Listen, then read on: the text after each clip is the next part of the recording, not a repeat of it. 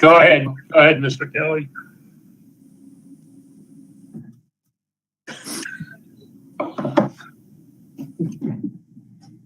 All right, we're live. We got a thumbs up. So I would like to call this meeting of Chalfont Borough Council to order. Welcome, everybody. As we did last month, if nobody objects, we haven't learned to be as good as some of the online choirs. So rather than the Pledge of Allegiance, may I suggest that we have a brief moment of silence for all those who have given their lives in the service, be it police, military, first line, healthcare responders. Thank you.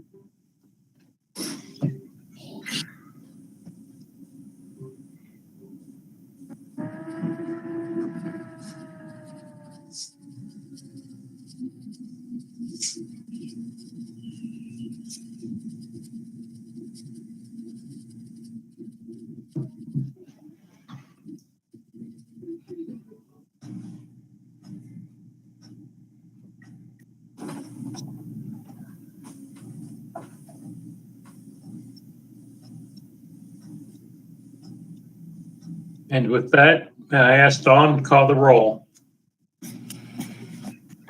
Good evening, everybody. Mayor Brian Wallace. Here. Tracy Bowen. Here. Jeff Coddington. Present. John Engel. Here. Mark Glidden. Here. Marilyn Jacobson. Here. Michael Kelly. Here. Mitchell Meyerson. Here. Gia. Here. Sean. Here. Mike McGinnis. Here. Pat DeGangi. And Rich O'Brien. Thank you, Dawn. Let me just catch up. I had to silence my iPad. It keeps talking to me. With that announcement that this meeting is being recorded, I am not aware of any changes, additions, deletions to the agenda. Does anybody have any? I see none. This meeting is being recorded as well as shown on YouTube and the GoToMeeting platform. Do we have any public comment on agenda items? No. A public comment. With that, on to the consent agenda.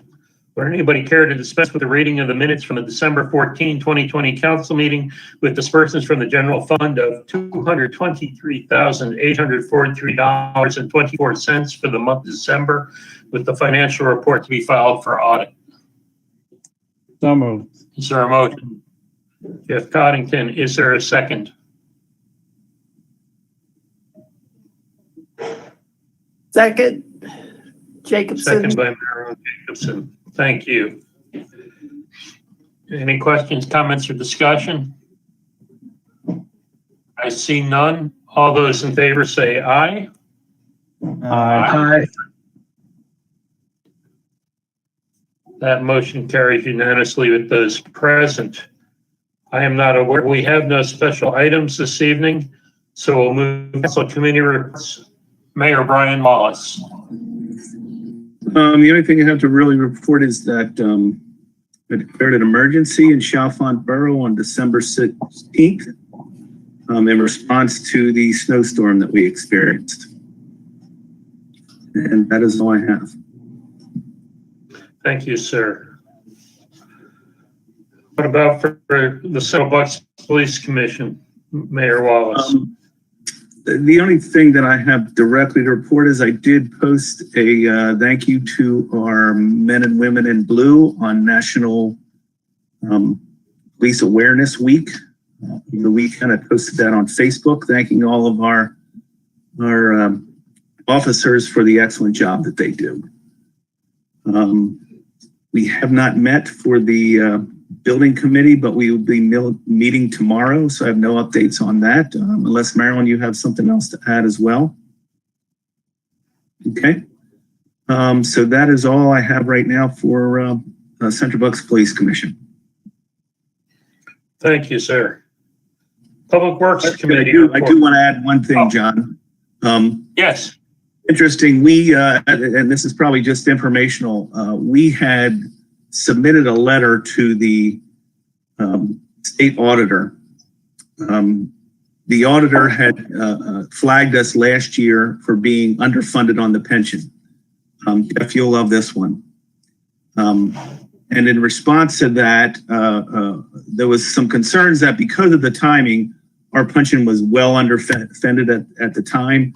But shortly after that, the market bounced back and we became out of the red of what they consider is the red, under 70% funded. We recently sent them a letter asking them to waive the mandatory requirements that steps we need to take to get back up above the 70%. The state auditor said they don't do that. Mandatory requirements for us to bring the pension up are mandatory requirements, and they do not waive them. So I'm sure that will be one of the big topics at our next Finance Committee meeting with the Police Commission. So I thought that was important for council to know, and I'll keep them updated on the responses. We have to take action. We have to show that we've taken action. That is all. Thank you, sir. Marilyn Jacobson, Public Works Committee. Yes, the report is in the packet. I just want to mention that that it was posted online, the final tip for Pennsylvania for the year 2021. And in that, the Bristol Road extension got slipped to not really being completed until 2032. So we took a 7-year loss there because it was in the draft as 2025. I think there are financial concerns out there. Hopefully we're going to be able to get that moved closer to my lifetime, I guess. So I wanted you to be aware of that. That's all. The Road only 50 years. Not much of a consolation. No, it's Thank you, Marilyn. Jeff Coddington, Facilities Committee. There's nothing to report. We will be voting on the Swartley-Winkleman lease tonight. That's one of the actions for tonight, and that's all I have. Thank you, sir. Utilities Committee, Mr. Myerson. Nothing to report due to COVID at this time. Thank you. John, can you hear me? Somebody just asked if they. Oh, hello, Tracy. Hey, can you hear me now? Your volume is low, Tracy. Okay, let me see if I can fix that. Does that help? You're a bit louder. Okay, you know what? I'll turn the camera off so I can get right up on the phone and you're not looking up my nose. Just based upon, I'm sorry, can you hear me now? Yes, much better. Okay.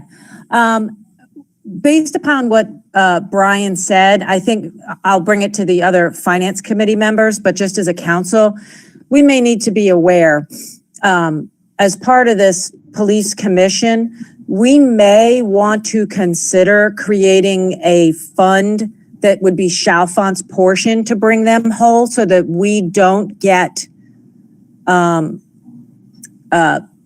surprised by some big pension contribution. It's probably something that we need to take away and look at if there's resistance to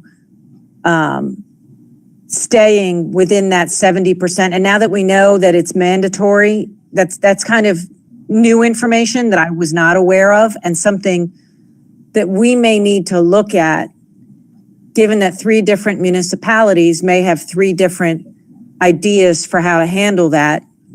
and having just attended the audience for some of the meetings, some people seem very resistant to have to address it until they have to address it. And I think we as a council are pretty good for planning and smoothing things.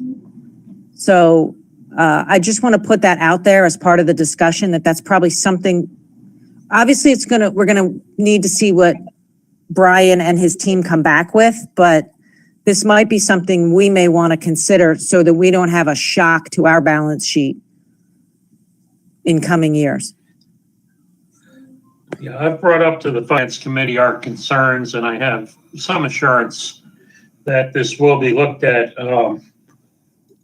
Part of it could be viewed as kicking it down the road, and part of it could be viewed, in all honesty, it's amazing, but the MMO, based on the December 31st, 2018 audit, just kicked in after 2 years, which is the normal progression of things. So it's going to be interesting to see what happens, because this latest audit with the either 31 December 2020 or 1 January 2021 valuation also will not kick in for 2 years, which is amazing to me, but nonetheless, that is normal for the state pension. So we may have an opportunity where the state has gotten people's attention, and what we really need to do is focus on the December 31st, 2022 audit, putting us into the well-funded category, because there's nothing we can do about our current classification. Right. That's basically the auditor's letter said, nice try, but we don't recognize that, paraphrasing it quite a bit. So I think we have an opportunity with the Police Finance Committee now that we have their attention, and it is imperative that we prepare properly for 2022. Now, when I say that, I mean, my suggestion would be similar to what we did in Chalfont, is lowering the expected ROI and tempering the expectation so that we don't get caught on a single day downturn, but are well funded on the change of the 2022 audit, December 31st, 2022 audit. So hopefully this will focus people. I make no promises, but I have been pushing. If you've joined those meetings at all, they really don't like it when I speak up, but and I have no problem saying that in public, but I will not let this try, promise you. Beyond that, and that's as a member or the representative to the Central Bucks Regional Police Finance Committee, not our finance committee as such. Yeah, I could kind of see that, Chalfont seemed to be spearheading the proactive measures. And on the few meetings that I attended, Chalfont seemed to be going that a bit alone. Like, hey, so more to come, obviously. I'm thinking, and I'm encouraged that you're saying there's now more attention to this now that there is no, exemption that we were maybe counting on. So we'll wait to see then what transpires with what you meet, and then react accordingly. So thank you for that update. You're welcome. Tracy, I would like to say that I think that's a great idea, actually, that Tracy has. I think that the other participants are not really looking at it that way, that they're going to get hit all of a sudden with, requirement for funding. I think it would be prudent of us to expect that may come to fruition, where we might all have to just chip in. The odd thing about this is, as you mentioned, John, was that really what happened to us was on December 30th, the previous 2 weeks, the stock market had taken a hit. So our pension went underfunded. Within a month, that had been made up. But that could easily happen again. Not anticipating what we've already learned from the ups and downs of the stock market is a recipe for disaster. I think that the next conversations that we have about this with with our other partners are going to be about the MMO and about the ROI, being more realistic about it. It's something that I've been pushing for, and John as well as other Chalfont, when John Abbott was on, he was pushing for as well. The thing that I keep bringing up that I discovered when I started asking around was that New Britain Township was 100% funded. And I asked, at the time, I asked Eileen Bradley how that happened, and she said, we just decided to do it. Whenever they had extra funds or were under budget, they threw that money at the pension fund. And that's really the effort that you have to make, is you have to make a special effort, a goal of having that having that money ready or prepared to just go to that funding. I'm a believer that these things all these pensions should be funded 100%. They're ticking time bombs, and there's no reason why they're not. We're making promises that we can't keep. So I'm all for Tracy's suggestion that we start planning for that right now, so that we're not the ones that we're the ones that look good and not bad when the time calls for a cash infusion. Agreed. I've said all along, we have to take a look at the ROI. Using false numbers in ROI is partially what led to this problem. We refuse to use a realistic number in terms of our return. We also need to divorce ourselves from an actuary that works for the same company that handles the fund. That actuary's got to go. Or the fund management team has to go. You can't have an actuary working for the same people handling the money. You can't do it. And that's a problem in this whole thing. That's why we don't get an adjusted number. One of the interesting things, right, that's just a number that you make up, basically. But Correct. One of the interesting things that they said about this was that the pension fund is set up so that it will be 100% funded in 20 years. Now, I'm not sure I understand how that works in terms of amortization in our payments, because in actuality, our payments go up and down.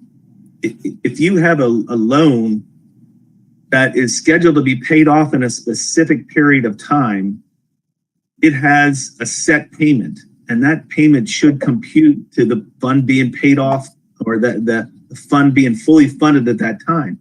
Well, that doesn't really happen with this. So I'm a little confused as to how they talk about that, because, like, for instance, last time what we did was we decided to use a more update mortality table. So that changed the numbers a little bit and increased the MMO. So, we're playing with these numbers. I don't understand how it's supposed to be funded automatically in 20 years when these numbers float. That doesn't seem to make any sense to me. Well, actually, I think the target is 15 years, not 20, but I'm not positive Well, on now it's down to 15 It's far years. out there. It's far out there. But the way this works is the actuary figures out what our liability is, assuming no, based on standard retirements, which they pretty much, that can be calculated. And of course, the ROI is kicked in there for the compounding of interest and expected to be 7.25% year over year over year. And this is actually the second time, if you will, that we have had very bad market timing. The good news is it actually raised the MMO, which should help us in a backward sort of way get closer to better funding, because the 2018 valuation of December 31st up the MMO effective January 1st, 2020. Again, the 2 years I will not explain to you other than to tell you that it's normal, it's fact, it's the way it works. So the way that Chalfont, who was also close to, were slightly underfunded back when we had the Chalfont Police Department, ramped up funding was by decreasing the MMO in a disciplined and consistent manner, which then increases. Obviously, you have to put more money in if your money's making less money. I hear what Tracy says, and if we can do that, it sounds wonderful. I hear what Jeff says too, And believe me, I am going to be I will be talking to the police finance committee about the fund manager as well as the actuary involved. But we are one of three, and I will not make you promises or predictions on that. But this is not unknown to me, and it is not being ignored by me. I do have some sympathy and empathy for the argument that we didn't have to look at this in November, December of last year, because frankly, anything we do now won't really change anything for 2 years. And we, as well as our partners, were still in the uncertainty, which we've really pretty much eliminated on the police building expenses. But this is the time to get going on this, and in a less than great way, the state is actually helping us. So I promise you it'll be taken to the police finance committee, and I will let you know what happens. That's all I can say on that. I think what we can do, and Jeff, to your point, the information that's provided is still useful. I understand what you're saying about there being a conflict of interest, but when there are simulation models that can calculate MMO versus market conditions, and the packet that they provide was pretty useful, that if we can't get consensus among everyone in the room, I think we can still use that information without forcing them to either fire the actuary or fire the fund manager. I think we can just maybe take some of that information back to our, Chalfont house and use it as we see fit. And if that means we create a slush fund, we don't need them to do that. In a perfect world, that would be a consideration, but we can still act to protect Chalfont and do some smoothing for Chalfont without having to do that. But I think their information was still good. Based upon what I saw at the time, I think the Chalfont folks seemed to be in favor of the more conservative approach. Others were not. And maybe we just maintain that conservative approach because honestly, it wasn't radically conservative. It was moderately cautious, in my opinion. So I think we can still work with what you guys have, and no matter what the outcome, we can still protect Chalfont. Tracy, let me make sure that I send you a note of when the next meeting is and the link to it. The only question I have, and you know much more about this than do I, is how do we separate the Chalfont contribution and readiness, given that we are part of a single police department, and it's a police department finance committee that is driving the assumptions.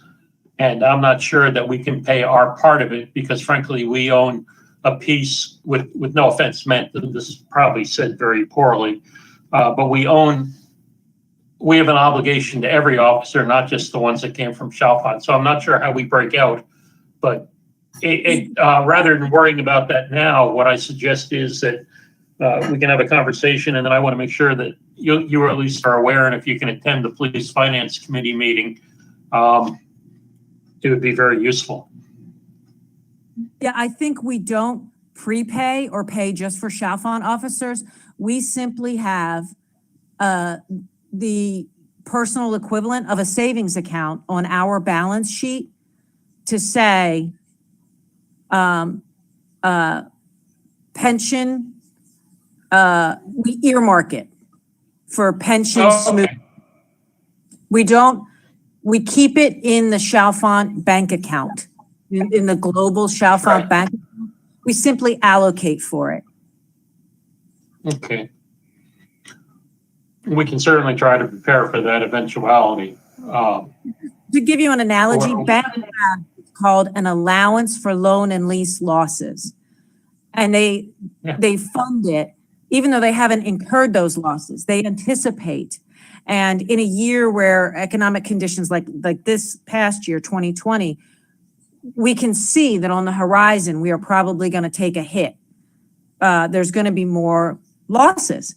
We more aggressively fund that account. And it's simply an allocation from which we draw to fund loan losses and keep the place going. So it would be similar. It's more of an allocation. Like, we don't give it to anyone. We simply prudently allocate for what we see as a likely outcome of smoothing. Okay, I understand more now. Thank you. And with that, Gia, do you have anything to report? No, I don't. Very understandable. You certainly joined at a very interesting time. I'm tired during challenging time, but these times are rather challenging. With that, let us move to staff reports. Manager's report, Sean Curran. Yeah, two things I'd like to touch on. One is that we did not get the RCAP funding for the grant we, put in for, unfortunately. And they didn't. If you look at what came out, the spreadsheet that came out, a lot of people didn't get fully funded for what they asked for, and there weren't a lot of projects funded in the whole scheme of it. But I'm looking into if there's anything else we can do, but I'm not holding my breath. I'm not getting much response back from anybody on it, to be honest with you. Also, the Aqua water main on Butler Avenue that's being replaced, we're getting a lot of complaints, which is understandable. It's very rough out there. I've been talking to the contractor and the project manager and who works for Aqua and some Aqua representatives as far as what we can do to make sure, at least as they progress, it's as smooth as possible. We're looking at options for possibly milling some of the areas to make them at least smooth. They can't do a final paving until the project's done, but we're working on it, and they are. And that's it. Thank you, sir. You have the engineer's report in the packet. Mike McGinnis, anything to add to the solicitor's report? No, my report is also in the packet. As is code and zoning report. Captain Milligan, anything to report from the police? I know the report. I'm not sure if it made the packet. I know we distributed it last Thursday, so hopefully it made its way out there to everybody. Year to date, our numbers were a little lower, mostly COVID related for call volume. So nothing out of the ordinary to really report at this time. Happy to say that our victim service unit is up and running. We have our 2 individuals working. The girls are doing wonderfully. We've already worked some cases and reaching out to some victims and being able to assist them and provide resources. So we're very excited about that and collaborating with Plumstead and Buckingham on that endeavor. And the other thing we're working towards is obviously the new building, which is slated for us to move in hopefully late summer, early fall, fingers crossed. So we're preparing by purging files and moving things and getting things reduced to help assist us with a quicker move. So other than that, that's all I have. Thank you, sir. We do not have the monthly reports from Chalfont EMS and Chalfont Fire Company because we are meeting relatively early in the month just by a quirk of calendar. And with that, we will move to the action items. The first action item will be a second reading of ordinance 463. And let me just turn this over to Mike McGinnis to take care of the necessary on that, please. Yes, thank you. So council has in their packet in front of them tonight for consideration a second reading and hearing related to ordinance 463 pertaining to the usage of fireworks within the borough. At the last council meeting, we discussed this ordinance and discussed how many municipalities in Bucks County have enacted very similar or identical ordinances. We addressed how this ordinance is different in terms of what it seeks to regulate compared to the prior ordinance that the borough considered and passed.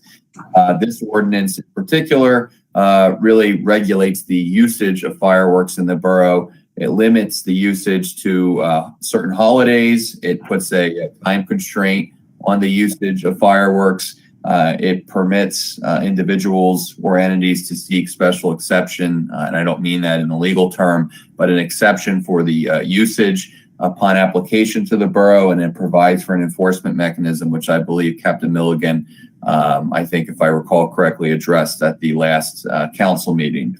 So with that, we're happy to answer any questions, but it is ripe for consideration in front of council tonight, and if approved, will be enacted.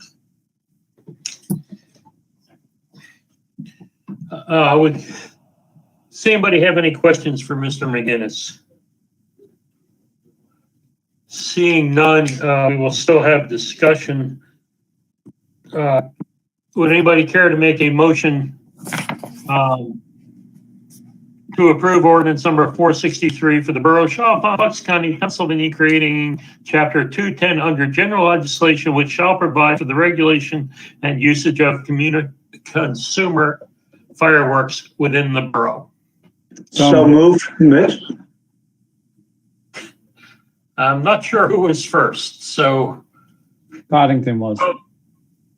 Got it? You were, Jeff? Yes. Is there I'll a second? Second, Mitch.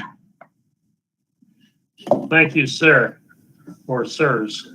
Are there any questions, comments, or discussion relative to this ordinance before we vote? What's everybody going to talk about on Facebook? They'll still be talking, but that's another story. Any other questions, comments? Dawn, would you care to make a roll call vote, or would you prefer I do? I can do it.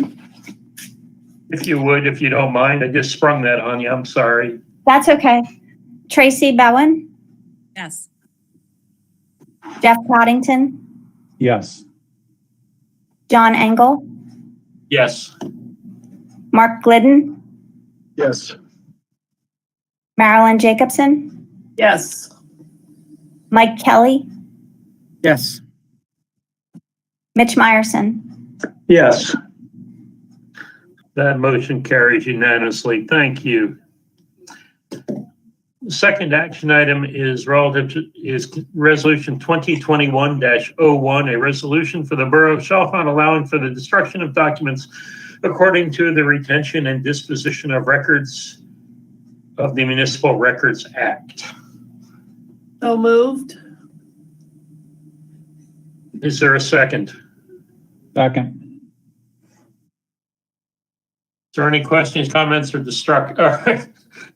discussion on the destruction of records? I see none. In that case, a vote is in order. It is a resolution, so again, we need a roll call vote. Tracy Bowen, Yes. Jeff Coddington, Yes. John Engel, Yes. Mark Glidden, Yes. Marilyn Jacobson, Yes. Mike Kelly, Yes. Mitch Meyerson. Yes. And that vote also carries, or that motion carries unanimously. Action item number 3 would be a motion to affirm reappointments to our various boards and commissions. I would refer you to the agenda, and what I'd like to do before I ask for a motion, is there anyone who would like to discuss an individual or one of the letters separately from the entire action item? I don't see any objection to then considering all of the items at one time. Mr.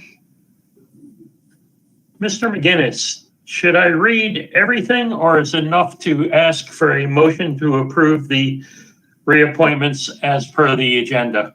Yes, that's sufficient to say as so stated in the agenda. That's before council. Thank you, sir.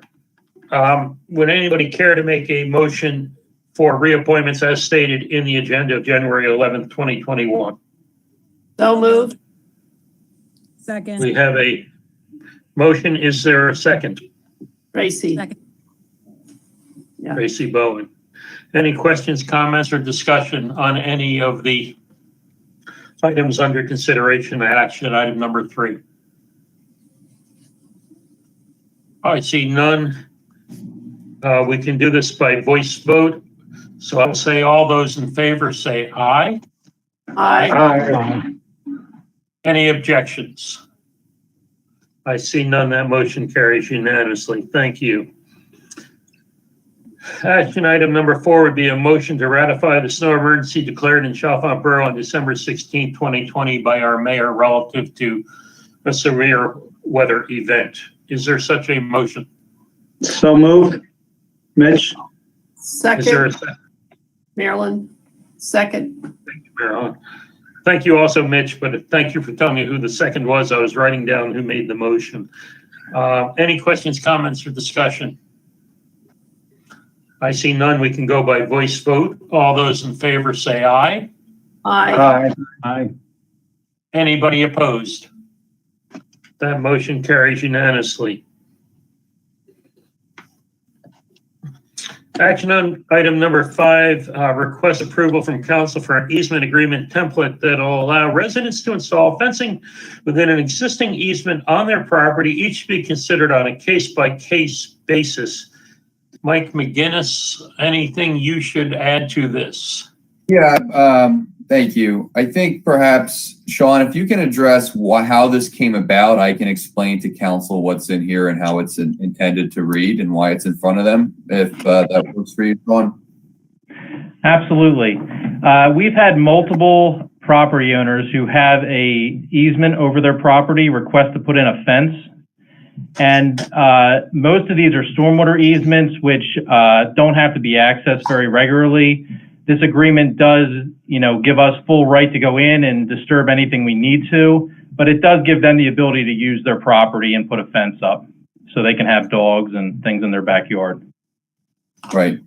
So the intent here is not obviously this would, as it's stated in the agenda, would be considered on a case-by-case basis. We were tasked with sort of putting together an easement template to utilize in an event that these requests were made regarding the fence installation. So certainly what's in the packet could be modified, as the situation warrants. Really, I think the question, and Sean, you can correct me if you've received other direction here, but the question is, council could handle this one of two ways. This could just be a generic comment for approval of utilizing this as a template, but in the event that an agreement was sought to be entered into, that agreement will come back in front of council for consideration each time. Or there could be authority that's granted to Sean that says, okay, this agreement or an agreement like this is sufficient. In the event that there's not significant deviation, then Sean would be authorized to enter into an agreement absent bringing each easement agreement before council every separate time. So I think those are two different avenues, but this was just us putting together a template, an easement agreement, once fences were proposed to be installed in areas where, as Sean states, primarily there's stormwater easements in the borough. So then if I understand correctly, in addition to considering the construction of this template for easement agreement, the real decision or a real decision to be made here is, do we want to basically give a blanket approval and assign the borough manager authority to enter into these agreements with residents? And I'm assuming if there's necessary deviation from anything in the agreement, Sean would have to bring it to council. Right. Yes, Or, that's right. Or we could just, and I'm sorry, I didn't mean to cut you off, Mr. McGinnis. Or we could just, the other option might be to simply approve or even recognize that we have this template, but direct the manager to bring any and all requests for encroachment upon the easement to council every time that happens. That's correct, yes. So would anyone care to make a motion and determine if you'd like it to be a blanket template with authority delegated to the borough manager, or perhaps a motion to approve the template, but yet direct the staff that it has to come to council every time? The template that's shown in the packet shows it as the borough manager signing it. If we wanted to go to cancel, we would just change that line to have the council president sign it. That would be, I would think, the simplest way to handle this. The way it's shown in the packet would be the manager signing it, and if you want to make an alteration, we could do that and still approve it. Just, we could change it to the council president would sign it, and that would be done after council approval. If that makes sense. It makes sense to me. Anybody care to make a motion relative to this? Hello?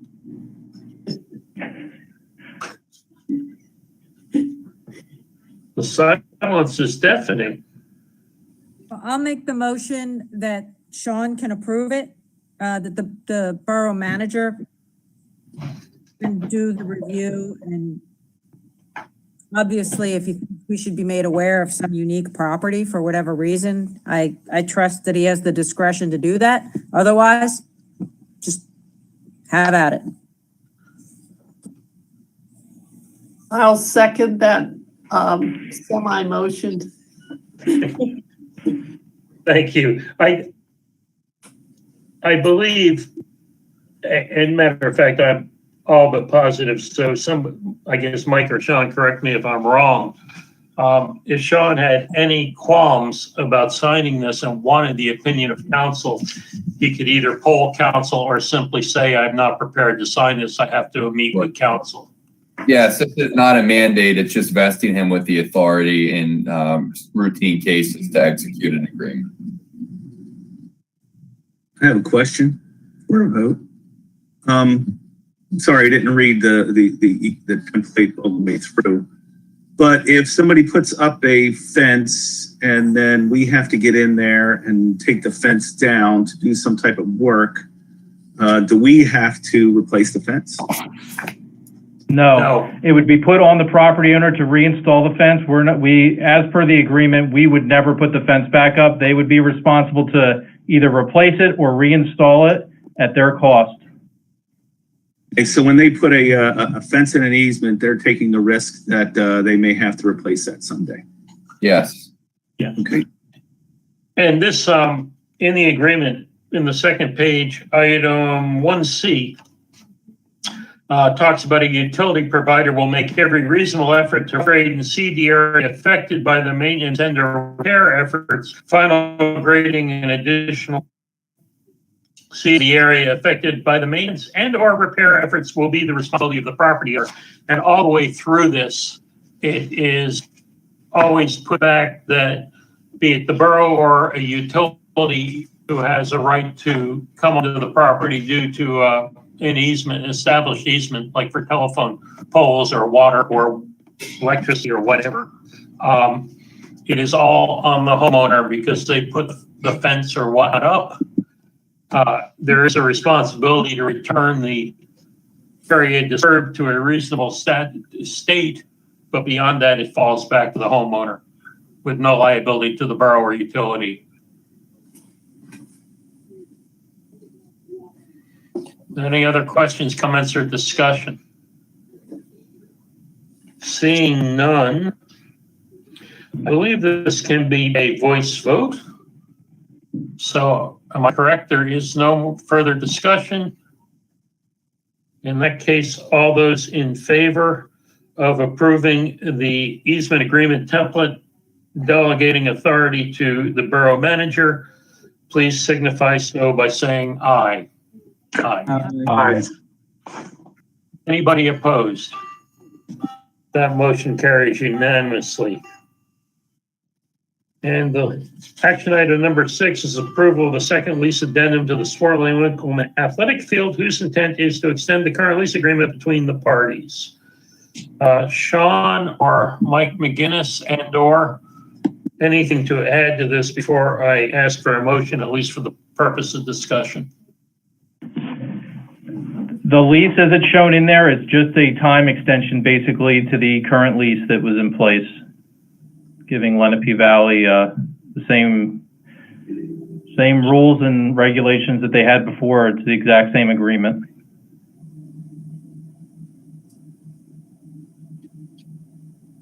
For the purpose of discussion, would anybody care to make a motion to approve the second lease addendum as per the agenda? So moved. Coddington, is there a second? Second, Mitch. Any questions, comments, or discussion? Yes, Marilyn. Yes, I would like to make it so that, and over the years, the Public Works Committee has met with LVRC. We tried annually, that didn't always work. Because it's an organization that constantly changes who's in charge of what sport. But we had been in discussion for a long time that since they put up those fences, to have it so that their gate is open so that it is accessible to kids, parents, to just have, so they could use the field as for a pickup game.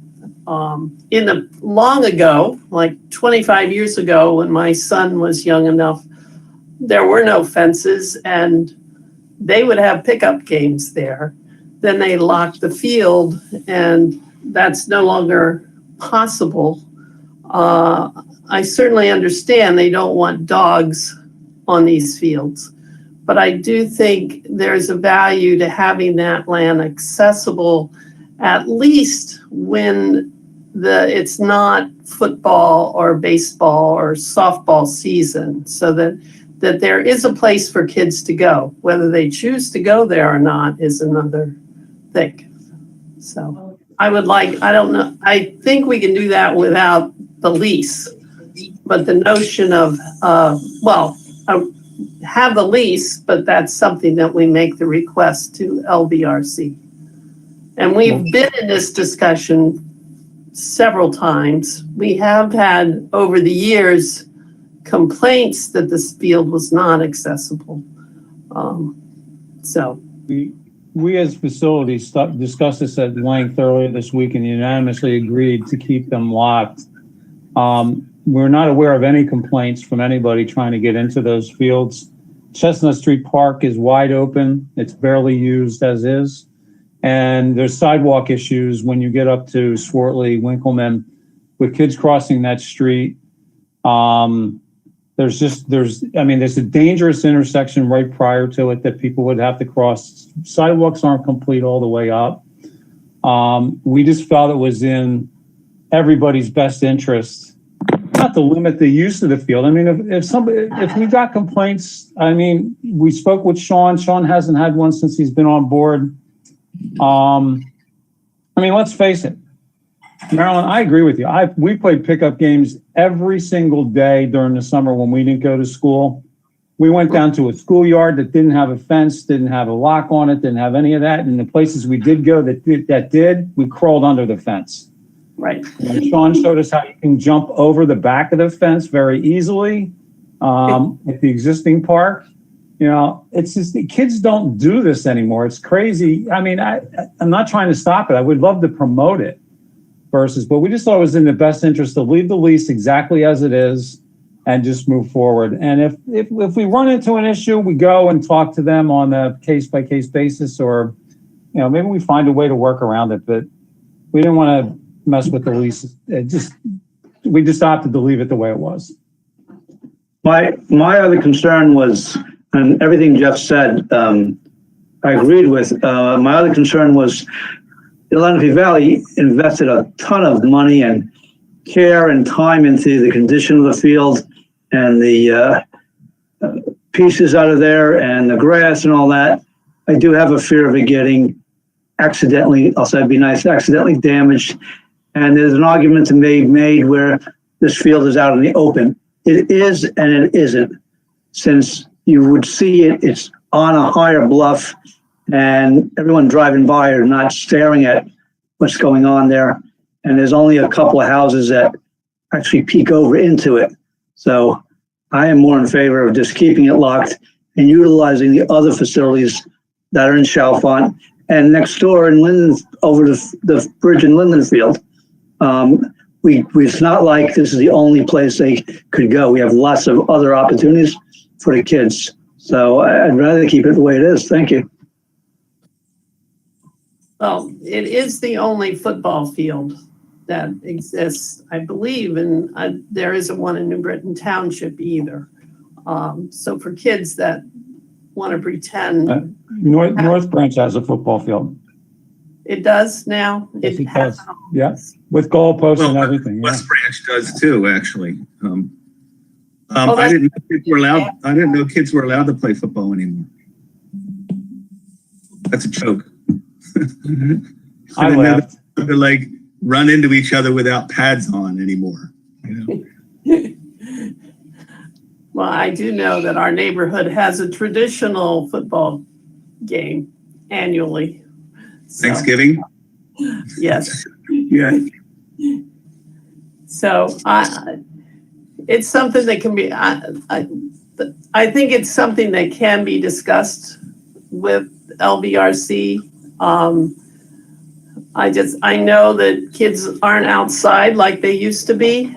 Doylestown Township had a no kid left inside event about 3 years ago because kids are not playing outside. So maybe the need's not there. I just know that it just seems a shame to me that you have that field available and you're not going to allow it to be used half the year, because that's about how it's only under use now, like for 6 months a year.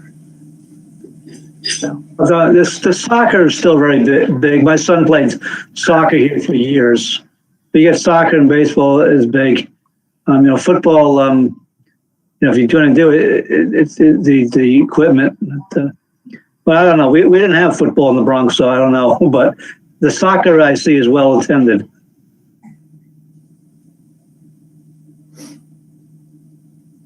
So just to be clear, Sean, the addendum that we're asked to talk about tonight is saying that we're re-upping the lease through 2030 at $1 a year. So basically they're getting it for free. But the implication is that approving this also is asking them to essentially unlock the gates and leave them open. So because the gates are there, there's no way for a car to get on the field and drive around, which is happening at Blue Jay, by the way, or Strong Family Park, by the way. But is what we're asking to approve tonight, does that include them opening the fields or keeping it the way it is? keeping it the way it is. Keeping it the way it is. That was discussed and went back and forth, and the facilities committee pointed me in the direction of just leaving it the way it was, and Lenape Valley would prefer it that way as well, from what I understand. I know Lenape Valley. All we were looking to do originally with the discussion was open up one of the 36-inch wide gates, not the big rolling gates or anything like that. But what's in the packet tonight is just extending the time frame for the existing lease. But That's fine. I'm Marilyn, I'm with you on this. I'm actually a little surprised that our facilities committee went against what you and I were talking about here, but that's all right. We've been talking about trying to open that field up for as long as I've been on council, including planning commission. And I agree with Marilyn that it's an enormous space. And yeah, that's great that there's North Branch and some other areas, but you can't have enough. Making sure that no one can get a vehicle on the field and all those other things, I think we're protecting it pretty well. There's a lot of times that people drive to parks now. So even if it's not connected by a sidewalk, I think there's clearly ample parking there that somebody could park and head out into the field, hit ground balls with their kid or as you said, play a mock football game on a large field there. So I'm on the side and have been advocating that for a while. In fact, I was talking to some Lenape Valley people about that, about, what can we do as a partnership to try to allow this to happen? Can you simply just have one of the gates that's unlocked? As a coach, there's only like 5 or 6 guys that have keys. So half the time we show up to a game, 3/4 of the teams are there waiting to get onto the field, and the coach shows up late. You can't even get on the field. So I'm on the side of advocating to keep it open. I want to make sure that the agreements are there so that Lenape can keep all their things on schedule. But I'm with Marilyn on this. I wish we would have kept the agreement to try to open up one of those gates for public use. Lenape Valley did have a meeting amongst themselves, and they did agree that they would be open to leaving the gate open, but their only catch with it was they wanted the borough to take on liability that's outlined already as their liability in the original agreement. Now, with that said, those requests are already covered by our insurance, so it's nothing that we would have to change with our insurance policy. There'd be no dollar figure change unless there was an event. So to Mr. Kelly's point, if people were driving their kids to these fields, then North Branch, West Branch, and Chestnut are readily accessible, and there's not enough demand to worry about opening up the other field, the Winkleman Field. I don't know about that. I think we're fortunate where we live to have areas like Chestnut and North Branch for sure. But I mean, again, I don't know that you can ever have enough open space or fields. And, I live right by Unami Middle School, so we're trespassing on there all the time, playing, baseball and things like that in that field. So it's great that we have all of those spaces. I think, we own this, it's available. It's in good shape, and I don't know that opening a gate would, be that hard of a deal to make with partnering with our local youth group. So, Sean, one more time, how many requests do you have from the public to open the gate? We have not had any recent requests. I mean, there were, I believe, requests years and years ago that stemmed the Public Works Committee when it first got locked. It stemmed the Public Works Committee to start the discussion. But there have not been any recent in the last couple years. It's basically, I guess, known that that's locked, and no one is asking about it. But we have had numerous discussions with LVRC about having it so it was accessible to people, not vehicles. And they had to come up with a gate system. So I think they now have a gate there. But so it's been in progress. And with the changing of who's in charge of LVRC, which is always a moving target, the opening of the gate had not occurred. And I understand why they don't want dogs on the field. We don't want people walking their dogs there. But we do, I think, at this point, you have to sign your kid up for LBRC and only play at designated times to be on that field. And it is property of Chalfont Borough. So it seems you have 60 huge houses that just got built down the street. So there's, potentially 60 more families and a lot of other areas on Main Street there. Again, I'm in favor of asking if we finally have some leadership there that's allowing that to be opened up just for more public use. I think it'd be nice if we included them. If I could play devil's advocate, if I sign a lease on a property that I'm spending money on and I'm maintaining and I'm putting thousands of dollars in, I don't want anybody else on my field. I think that field is in great shape because it's well guarded. I've been to the other fields, and the other fields do have problems, and dogs do get on it, and you do have beer cans and whatnot on the other field. So I'm really happy the way it is. And everything Jeff said at the beginning is still a very valid concern. So thank you. Is there a way, if it were decided to allow public use of the field, is there a way to restrict it to daylight, basically daylight hours only, be it a half hour after dawn until a half hour before dusk or whatever? But is that feasible? I don't know who could lock and unlock the gates. You wouldn't lock and unlock the gates, but all of our parks close at sunset. If the lights aren't on, I mean, it would be we could put up one of our standard park signs that says the premises is closed at sunset, and it'll reopen at sunrise. I would not object to that as long as there was also signage restricting dogs, which will be reactionary, not really proactively forbidding them, because people will do perhaps what they want, but there's a remedy should somebody with dog or dogs be on the field. If anybody, the way this can be done under parliamentary procedure would be for someone to make a motion to amend the motion on the floor, and then need a second. We'd vote on that amendment and then vote on the main motion, either amended or not amended. Mike, if that was going to happen, can you speak to what the original draft was that had the fence in it, or the unlocking? There was already a lease drafted that falls in those guidelines.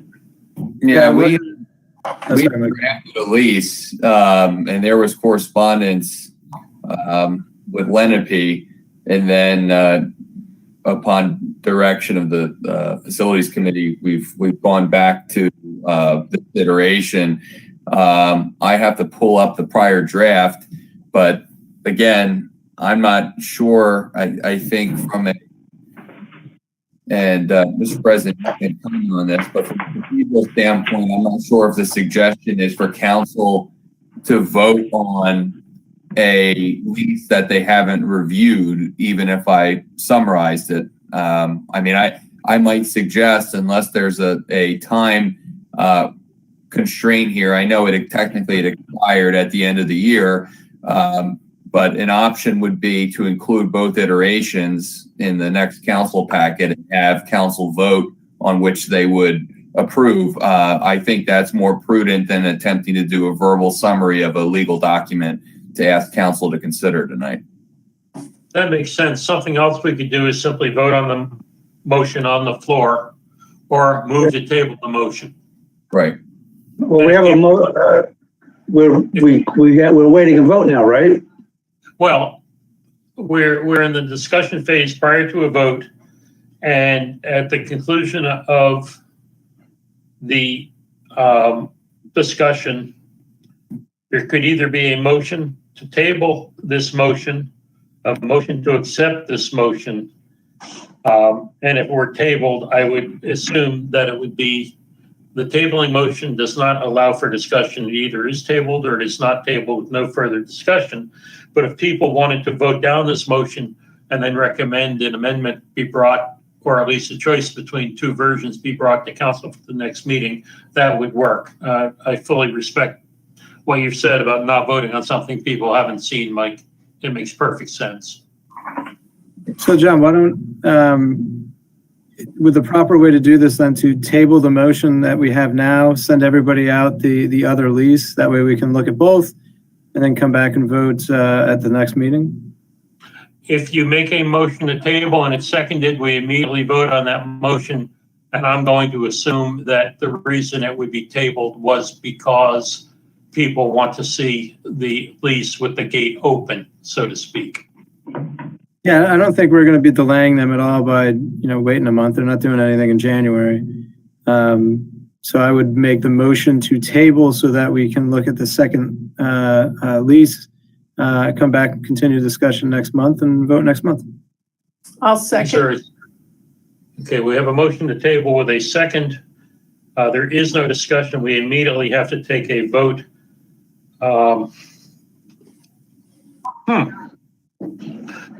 I honestly think this can be done by a voice vote. I see no reason why not. It is neither a resolution nor an ordinance. So those in Is Glenn here? Yeah, I saw that. That was another I reason. don't maybe see we- Glenn in here. Oh, something's wrong. No, he There jumped might have- This might not be fair. I don't know. So, Right now, there is a motion on the floor with a second to table the approval of the second lease addendum with Swartley Winkleman. I would say what we have to do without discussion, those in favor of tabling the motion indicate by saying aye and raise your hands because we're not in the same room, please. I Aye. will also vote aye. That is 3. Those not in favor of not tabling the motion are not in favor of the motion to table. Please signify. I'm sorry, Tracy. I'm sorry, I'm having sound problems. Did you count me? I said aye in favor. Did you said aye, Tracy? Yes, yes. Okay, so that would be 4. motion is tabled 4 votes. Uh-oh. You're waving your hands, Yeah, Mitch. one What's hand, up? So it's all right, Mike gets it. He was acting like he had 2 votes. He was waving 2 hands. Oh, okay. Well, I was glad Glenn's sitting over here next to me. She's shy. he doesn't get a vote. There are 4 people. There are 4 votes in favor of tabling the motion, which is the majority of council. Therefore, this motion is tabled. I will take, just to keep things clean and straightforward, I will direct our solicitor and manager to prepare a second version of the lease addendum with keeping the gates open. I would like to suggest with the option of saying no dogs allowed and signage for the dawn to dusk or whatever the appropriate words are. Is that fair? I think the words are on the park sign, the time. It's Yeah, already. I don't know if that needs to necessarily be part of the lease. We can make it if you want, but we could, just sign Just the put the- property. It's our property. Okay. Hey, Okay, this the is motion Tracy. is tabled. That really ends the discussion on it. My direction then to staff and solicitor would be to bring back another version of the lease with public access and be prepared with words that say no dogs allowed. I don't know, is no dogs allowed a standard in our parks? No, picking up after your dog is, but no dogs would be something special. We'd have to These include have that. to be on leash too. Mike, could That's you- in our parks, leash and pick up after. Okay, Mike, I would request that you prepare a clause in there that could be approved or not approved, that no dogs are allowed. Understood. And if we don't put that, if that doesn't make it into the motion, people still have to leash and pick up after their dogs.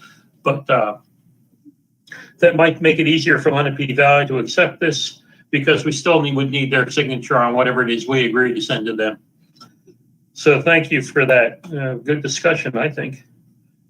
I am not aware of any old business as we have concluded our action items. Does anybody have any old business? I see none. Is there any new business? Have we received any public comment? Do we have any correspondence or information? Excuse me, I got ahead of myself. No. Not that I'm aware of. Okay, No. And do we have any public comment received during the course of the meeting on any subject? No. No. Okay, no public comment. So I will announce the upcoming meetings. The next planning meeting, all these meetings are expected to be virtual, meeting. Planning, Monday, January 25th at 7, Central Bucks Regional Police Commission, Thursday, January 28th at 7.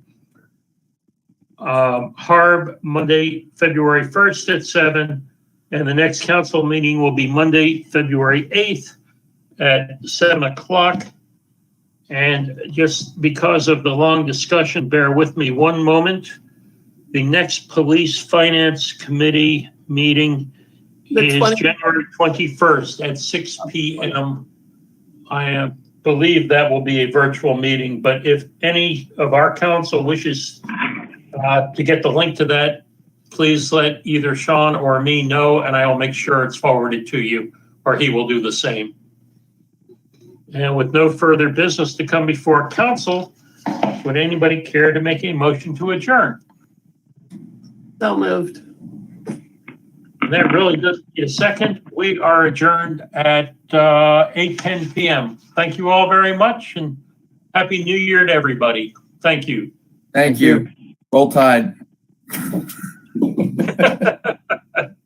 Oh, Buckeyes. You meant to say Buckeyes. Take care. I want you to know I've